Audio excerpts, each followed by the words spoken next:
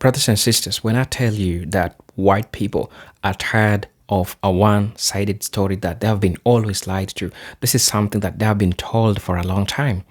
The lies that they are told about black people, well, themselves, they go and study and understand true history and what happened. They get surprised.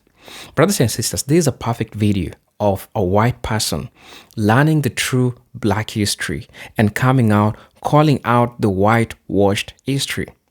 For the longest time, these are things that black people have always been saying.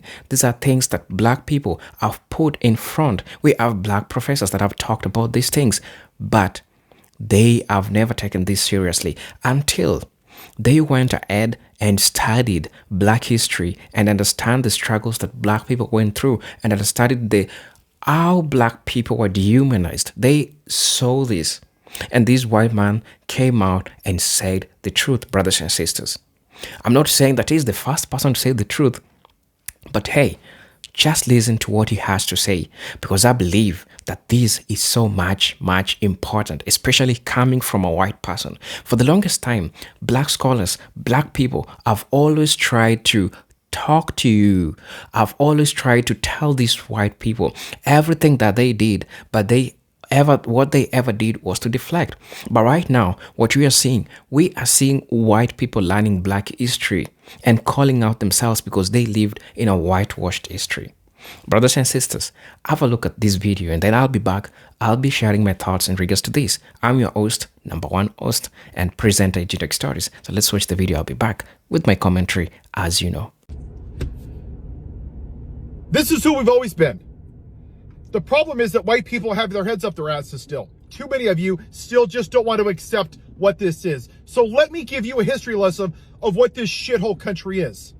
And if you don't like that, then you can ship your ass back to England with your head up your ass, because you don't actually want to hear the history of America. So let me tell you what this country is.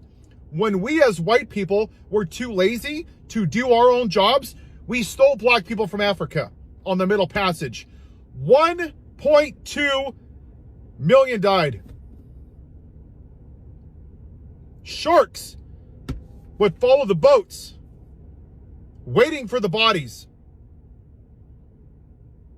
Then we kept them as fucking animals. Beat them, whipped them, put them in trees, fed them to fucking alligators, burnt down their Wall Street. Then we put Asians in internment camps. Women couldn't even fucking vote or have rights or credit or no-fault divorce until the 80s. 1860s, the Supreme Court said black people weren't even citizens. And part of this country doesn't want to fucking hear that. I'm a patriot. You're a piece of shit, is what you are. You're not a fucking patriot. You're a nationalist. You don't want to actually talk about American history. You want to talk about white history, which is why you don't want slavery in the Smithsonian, because it offends your version of American exceptionalism. We are a shithole country. We're not even the greatest country in North America. And once again, if you don't like it, ship your ass back to England. You don't have to announce your departure. Deport yourself. Go back to where you came from, because this isn't your fucking land. It belonged to the Native Americans until we shit on it. And then Andrew Jackson, may he rot in hell, made over 300 treaties with the 5 tribes. And he ignored all of them through the Trail of Tears, and we forced them to walk, and 16,000 died. But hey, don't you dare criticize this country, white man. If you don't like it, you can leave. America's the best of the best of the best. Y'all have fucking concepts of brains like you have concepts of what history is. This country has been a shitty country for everybody that doesn't look like me. And now what you're seeing with a podcaster, even though 47,000 people died from gun violence, the white people finally got a fraction of an inch of what a black person has dealt with since the fucking beginning of this experiment. And now you guys, oh, the rapture is coming. Oh, put Charlie's name's Kirk on a Starbucks. Oh my God, cancel Starbucks. Oh, this is the Great Awakening. Jesus is coming. He spoke to me. Jesus didn't speak to you after Ahmaud Arbery was chased down by 3 white supremacists? U.S. citizens, by the way. God didn't speak to you then? How about Uvalde, when the cops sat on their asses for an hour and watched children just fucking get murdered? God didn't speak to you then? How about 2 weeks before the podcaster, 6-year-olds were gunned down in a church, praying with Bibles and 10 Commandments on the wall? God didn't speak to you then? Oh, all of a sudden you want to weaponize the name of God because your white privilege got shit on. And even when you hear this, your little fucking fragile brains can't even handle the truth. Because you're so fucking racist. That's what this is about. It's not about taxes or tips or making your life better or universal health care or bringing the price of your housing down. They haven't done shit in this Klan administration. Not a goddamn thing. Except for sit on his fat ass in Gulf and rename the Gulf of Mexico and shit on non-white people. And you're like, yeah, praise Jesus. Woo, praise Jesus. Yeah, America first. And your dumbasses don't even realize that the US dollar has gone down by 17%. That all your trade partners are not using us anymore. And then at some point, when the debt is cashed in from Canada and China and Japan, they're going to cash it in and the dollar's going to tank. But at least I own the libs. America first, America first. You don't even take care of America first. 36.8 million people live in poverty. 14 million kids go to school hungry. 46,000 people die every year for gun violence. Not a fucking thing from you pro-life people. But Charlie Kirk, a podcaster, oh, it's the Great Awakening. You are what's wrong with this country. You're selfish. You're racist. You're white supremacist. You're misogynist. You voted for a Klan leader that is an adjudicated rapist. He fucking raped women, and you're like, hey, no one's perfect. Would you vote for Hitler? Hey, no one's perfect. I like his tax plan. Yeah, Jeffrey Epstein's done some bad things, but I think, you know what? I don't vote for the man. I vote for the policy. No tax on tips. No one's perfect. Praise Jesus. You have no morality. And you just want white America. Until we deal with this problem, nothing will change. And the reason it hasn't is because people that look like me are still right now hiding behind your privilege. And last week, you saw those people, your cousins, your brothers, your sisters, your friends, your high school people that you don't talk to, they scurried out like a bunch of fucking cockroaches. Oh, Charlie Kirk, Charlie Kirk, Charlie Kirk, podcaster. Nothing, not a goddamn thing about anything else that this guy's done. Not the rape, not the insurrection, not the felonies, not asking for black people to be executed in New York, not the white supremacy, not insulting women, calling them ugly, not a goddamn thing. But the white podcaster, somehow, that's a bridge too far, and I'm just going to have to correct you. That is why we're here. They were fine with everybody else getting treated like crap. But until something touched their white privilege, then they cared. They're not Christians. They're not people of faith. They're modern day Pharisees. They are the remnants of the lost cause. And that point in time is where we failed as a country. Robert E. Lee was a piece of shit slave owner. May he rot in hell. But to them, the lost cause, oh, it was about states' rights. No, it wasn't. Mississippi said, we want to keep slavery because the black man, in their words, the Negro, are the only people that can work in the tropical sun. And it will be detrimental to the commerce of the states if it's done. So basically, their stance was God made black people to serve the white man. Does that sound like a states' rights issue? Does it? But instead of accepting it, you guys lied to yourself. And then once again, 2020, oh no, it was rigged. Did you see Martin Luther King go to violence? Rosa Parks? John Lewis? But the white man lost an election and they believed the lie, so they get away with beating officers with American flagpoles. They're patriots, but if you kneel before a flag peacefully, you're a son of a bitch. Funny how that works. Make America white again. Until we deal with this, we will never get out of this. And if it has to burn to the ground, then so be it. Because this is why we're here. This is the only reason we're here. And if you want to go back to the economics part, that's cool. But go look at the Hurricane Katrina documentary. You know what happened? Certain parts, when they were rebuilt after the flooding, they were primarily black. You know what happened? The white man raised the rent by 2 and 3 times. What do you think happened to those black communities?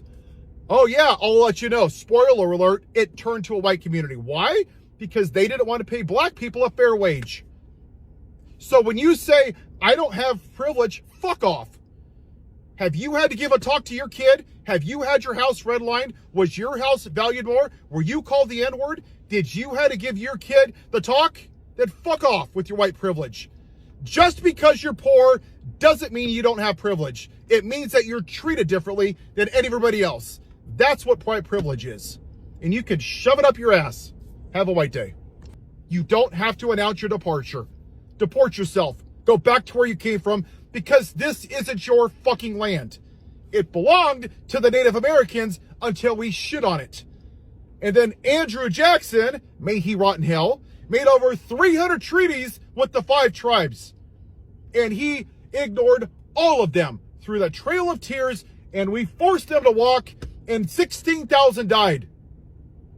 But hey, don't you dare criticize this country, white man. If you don't like it, you can leave. America's the best of the best of the best. Y'all have fucking concepts of brains like you have concepts of what history is. This country has been a shitty country for everybody that doesn't look like me.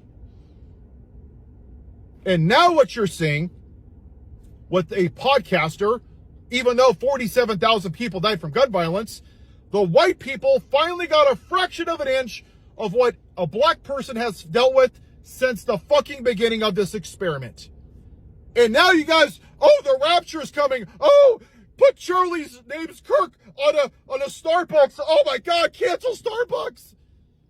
Oh, this is the Great Awakening. Jesus is coming. He spoke to me. Jesus didn't speak to you after Ahmaud Arbery was chased down by 3 white supremacists? U.S. citizens, by the way. God didn't speak to you then? How about Uvalde, when the cops sat on their asses for an hour and watched children just fucking get murdered? God didn't speak to you then? How about 2 weeks before the podcaster, 6-year-olds were gunned down in a church, praying with Bibles and 10 Commandments on the wall? God didn't speak to you then? Oh, all of a sudden you want to weaponize the name of God because your white privilege got shit on. And even when you hear this, your little fucking fragile brains can't even handle the truth. Because you're so fucking racist. They're saying that minorities will want to get even with white people once white people become a racial minority here in the United States. Here's the thing that white people don't understand. All non-white people want is to be left alone. So as the white population starts to go down and other populations start to rise, again, non-white communities want to be left alone. It's not about retribution. It's not about vengeance. All of that would have happened a long time ago. It's about leave me alone and let me live my life. But white people have this great fear of what not being in power will mean for them. And who are they? Who am I as a white person if I am not in power, if I am not the oppressor, if I am not the one making all of the rules, and having everyone do things my way? That's the fear. Okay, so I've been reading Black AF History, the unwhitewashed story of America. I love this book, and check out how many notes I'm making as I'm going along. I'm not even done with this book, but I had to make a video about what I am learning from this. This book is great at revisiting the things that you've been taught in public schools that were all whitewashed, and now you're learning sort of like the things around it that white people don't want you to know. Like, for example, how in Florida, they're trying to lie and say that enslaved people actually learn skills on the job. And of course, that is absolutely the most whitewashed, atrocious way to try and sanitize the story of slavery. But on top of that, it wasn't white people enslaving Africans that gave them the skills to like farm. No, it was the other way around. When those white invaders landed in Jamestown, they had no idea how to fucking farm. And they didn't even teach themselves for the first 10 years that they were there. The white people basically survived in 3 ways for the first 10 years. One was taking handouts from the indigenous people who kept giving them food so they would live. 2 was sending ships back to England to get supplies. And 3 was eating each other. So instead of going, oh man, should we just like learn how to farm so we stop having to eat each other? No, somebody thought, hey, you know we can buy enslaved people who already know how to farm. And that's what they did. They stole people from like rice cultures and farming cultures from Africa who already had the skills, would be able to come over here and do literally all the work for them. Teach white people how to farm. White people were stealing people from Africa for their skills, not to teach them skills. I cannot wait to continue reading this. I'm probably going to make more videos on things that I learned along the way. But yeah, please pick up this book. Get it from a library. I promise you it's worth a read. And it's also, it has great humor in it. So even though you're reading tragic stuff, the author, Michael Harriot, does a great way of just, bringing some levity to the situation. Most white people don't see racism. I know that it seems unbelievable because the signs are there if you look for them. But we don't see racism because we're spoiled. That's right, I said it. Here's how I personally illustrate this as an analogy from my personal experience. I have had problems with my feet all my life. And if I am having foot pain, all I can think about is how much my feet hurt. But when I found a style of shoes that were right for me, I realized I hardly ever think about my feet anymore because they don't bother me now. If something is causing you pain, you think about it. You think about how to make it stop. Or you give up thinking about it ever stopping and you think about how to endure it, how to live with it, how to fight it, how to minimize it. And that applies whether it's foot pain or racism. Most white people very rarely have to think about race unless we make a decision to think about it. And that's a choice for us. It's optional. It's not something we're forced to confront every day. As white parents, we tell our kids, if you get into trouble, find a police officer. They'll help you. Black parents would never do that. People of color give the talk about how to minimize the risk of getting killed by cops. If something doesn't hurt you, you don't learn to watch out for it. That is why white people don't get it when it comes to race.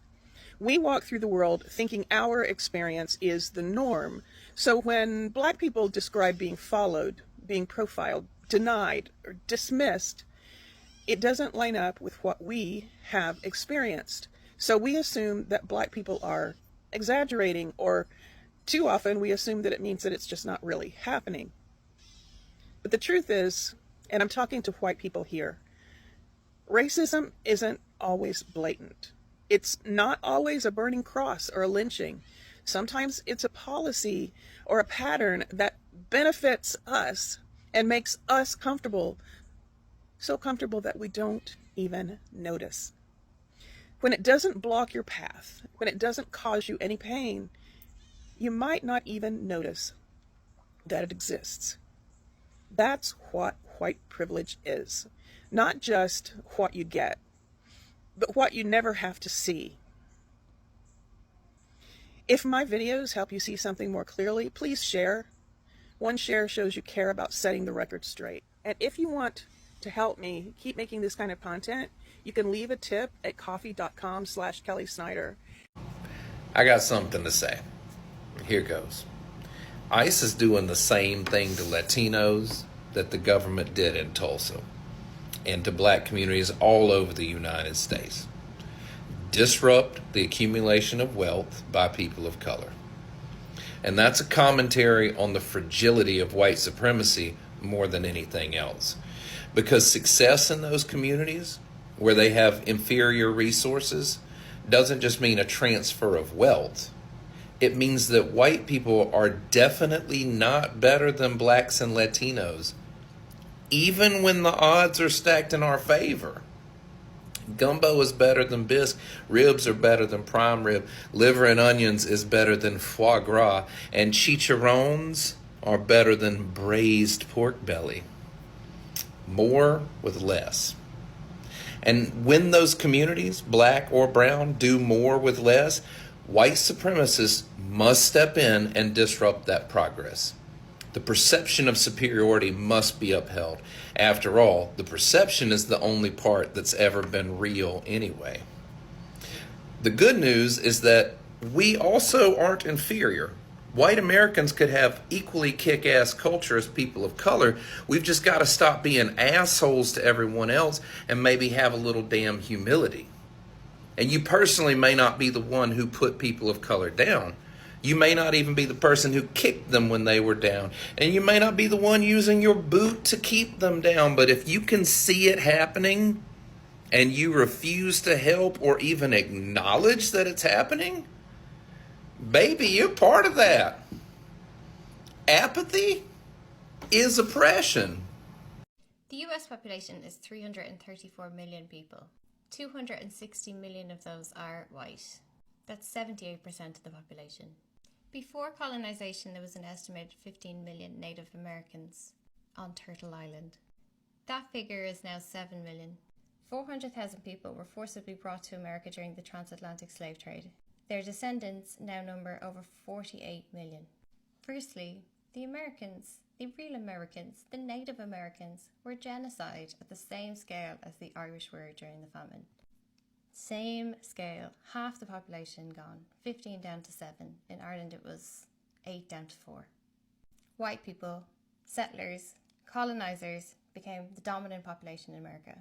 Native people were nearly eradicated, confined to reservations, reduced and isolated and forced into very strange boarding schools that required their own video. The white people who left Britain to go to America were not okay, and the things that they did to the people that they found there were not okay. The majority of these white settlers arrived between the 17th and the 20th century. This was not a population surge, but a strategically backed intentional settler colonial project encouraged by private capital. The US government offered not only citizenship but land to European settlers that went out there.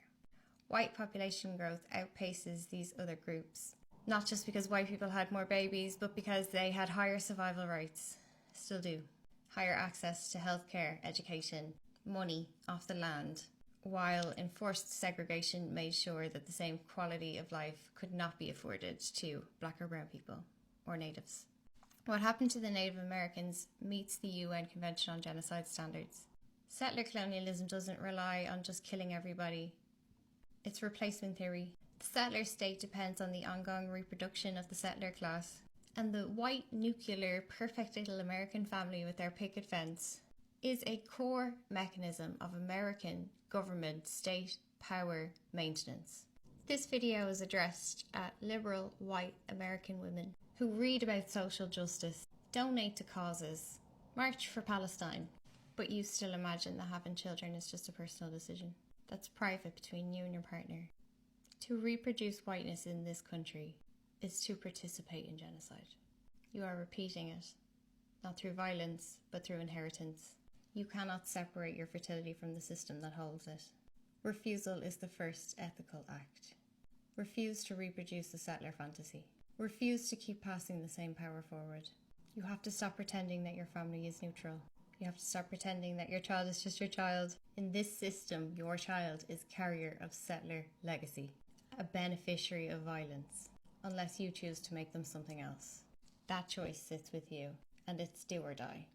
Stop pretending that white America is normal, or that this life is innocent. The population structure of the United States today is built atop destroyed nations, stolen children, sterilized women, and a legal system designed to protect the white family.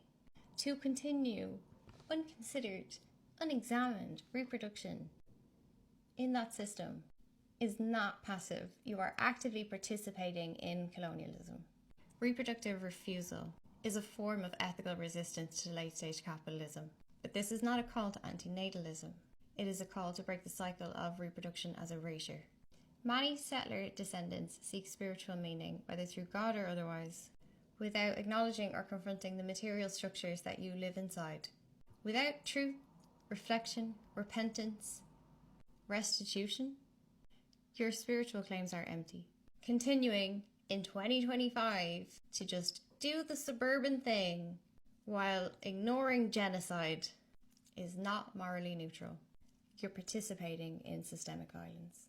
This is not a blanket condemnation to motherhood or a denial of your worthiness to real human love and care. I am asking you to confront the reality that white liberalism is decoration for the most oppressive system the world has ever seen. And it is white liberal women who uphold and maintain both the patriarchy and capitalism.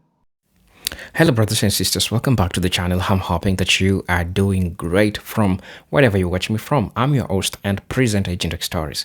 There's a lot of things that those people that I've shared in this podcast I've talked about, and they've said a couple of important things that I believe is great, that I believe that can change a perspective of what somebody believes or what a person sees.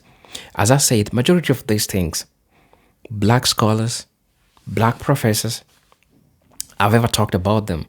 But usually, the point of the United States is always to deflect from the truth because they don't want the truth to go out there.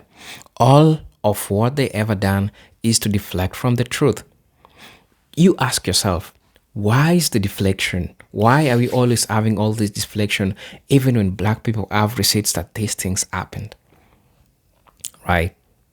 Sometimes, I ask myself this question. When a white person comes and says that, black people, you are lazy. You black people, you don't want to put in work. You black people, you don't want to work hard just like any other people.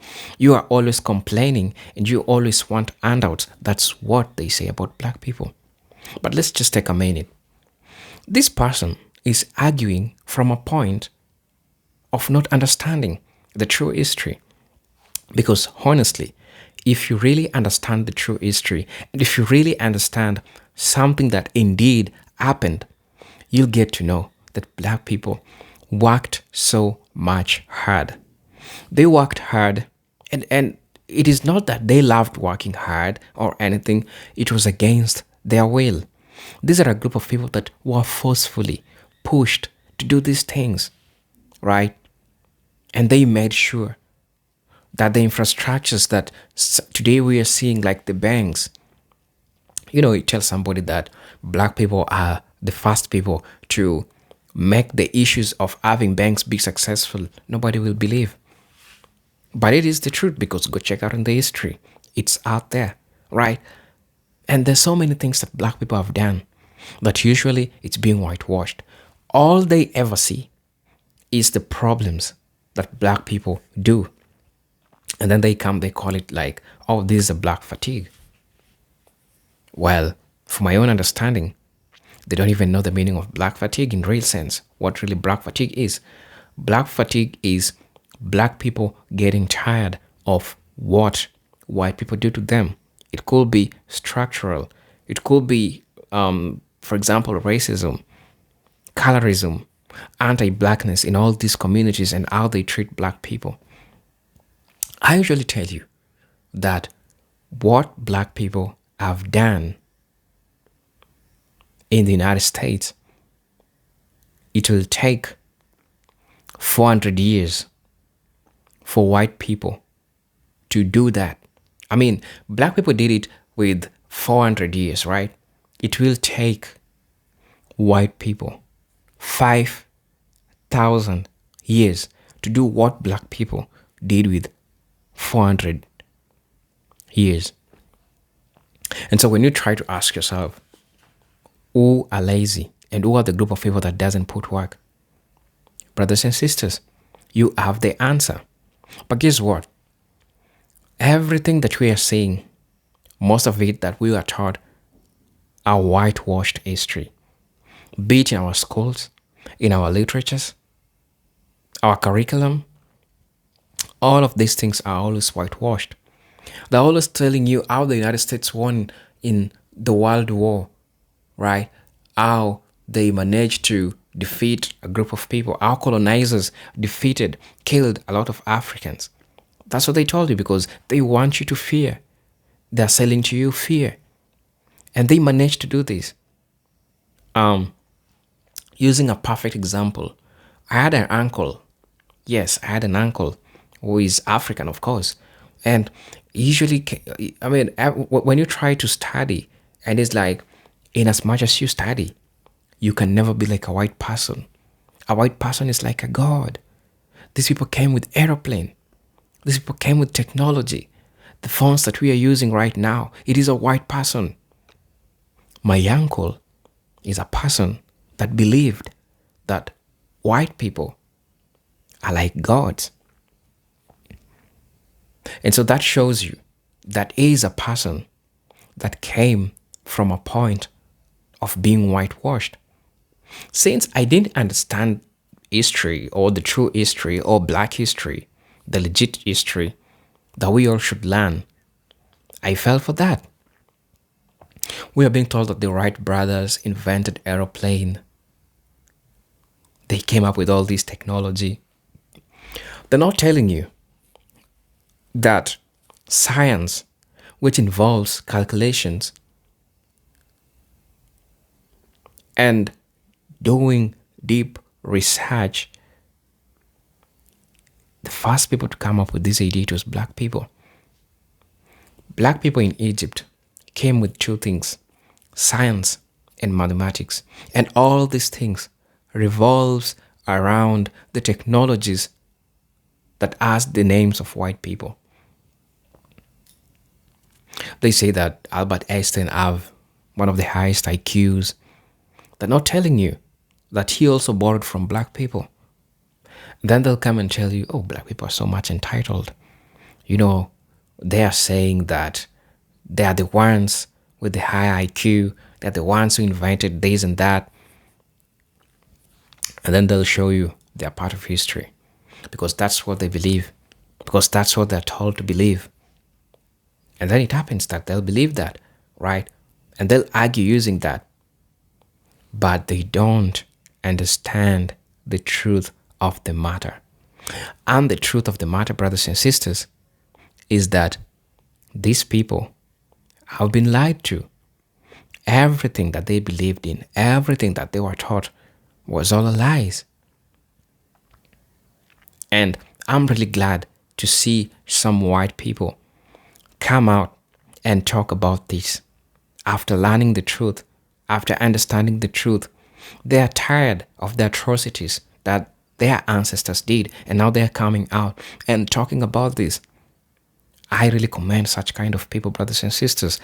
It's not like I want a validation as a black person, but it is because these are a group of people that stands for the truth. And you know what? The truth shall always set you free. That's one thing that shall set you free. If you ever want to be in a prison, start lying. You're in a prison of pretending because you're afraid that somebody will find out. So you have to fake it. You would never be free. But since you tell everyone the truth, people know that you ain't no shit. And it's okay because you'd be walking out there, everyone knowing. In as much as you mess up, people know that you get nothing. But if you're a person who has told people that you're one of the greatest, you bought civilization, you did that, but then people look at what you're doing and they're like, nah, you're lying. So that's the perfect example. That's what I'm talking about, brothers and sisters. So please let me know what you feel and think about this video. I'm your host and presenter, Agent Stories. And I'm asking you again, if you're watching me for the first time, or probably you coming across this channel for the first time, I'm your number one host, presenter, and the host of this channel, Agent Stories. Thank you for all those who are always coming back and supporting my channel through different ways, subscribing, liking, sharing, super thanks, cash app, every support that you are always giving me, man. I'm really, really grateful, and I don't take it for granted, right? So let me see you in my next video. You are the gentlemen and ladies. So thank you so much. Until next time, peace out. Peace, love, and harmony. Salute.